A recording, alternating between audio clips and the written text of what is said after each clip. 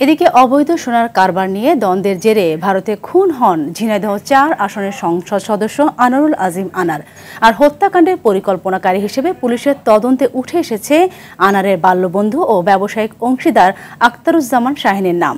এদিকে সংসদ সদস্য আনার হত্যার বিচার দাবি করেছে তার মেয়ে মুনতারিন ফেরদৌস ডরিন ও স্থানীয় বাসিন্দারা। ঝিনাইদহ থেকে শিপ্লুজামানের প্রতিবেদনে থাকছে বিস্তারিত।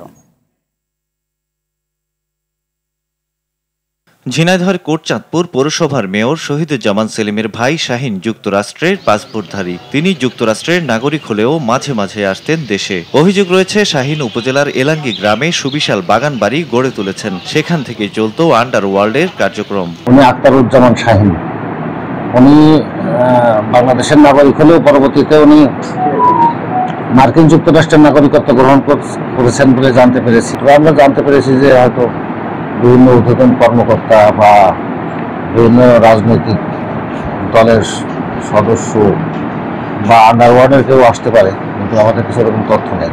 আইন শৃঙ্খলা বাহিনীর তদন্ত বলছে ২ যুগের বেশি সময় ধরে অবৈধ হুন্ডি ও স্বর্ণ চোরাচালান করতে করতে আখতারুজ্জামান শাহিন ও আনোয়ারুল আজিম আনারের মধ্যে বন্ধুত্ব গড়ে ওঠে।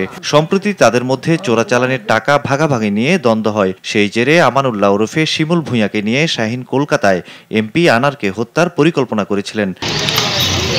এদিকে এমপি আনার হত্যায় জড়িতদের দৃষ্টান্তমূলক শাস্তি দাবি করেছে স্থানীয় বাসিন্দারা। বাবার হত্যাকারীদের সর্বোচ্চ শাস্তির দাবি জানিয়েছেন আনারের মেয়ে মুনতারিন ফেরদৌস ডরিনো। আর পুলিশ বলছে ঘটনার তদন্ত চলছে।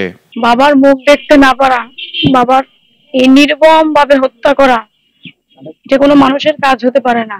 এত নিষ্ঠুরতা, মানুষ এত ভয়ঙ্কর। আমি এর বিচার চাই। আসলে আমি রাজনৈতিকও কারণ মনে করছি না, ব্যবসায়িকও না। কারণ আমি আগে চাচ্ছি যে মূল যে আসামি আইনের আওতায় তাকে আনতে হবে। তাকে অনতিবিলম্বে গ্রেপ্তার পূর্বক দৃষ্টান্তমূলক শাস্তি আমরা দাবি করছি। এদেরকে অনেকেরই ধরেছে এবং এদের দৃষ্টান্তমূলক শাস্তি এবং যিনি মূল প্ল্যানদাতা তাকে যেখানেই থাকুক তাকে গ্রেপ্তার করে এনে আমরা বিষয়টাকে এখন সম্পূর্ণ গোয়েন্দা নজরদারিতে রাখছি। ঝিনাইদহ ৪ আসনের এমপি আনোয়ারুল আজিম আনার গত ১২ মে চিকিৎসার জন্য ভারতে গিয়ে নিখোঁজ হন। এরপর ২২ মে তার লাশ উদ্ধার করে দেশটির পুলিশ। সৈয়দ মাহমুদ, RTV।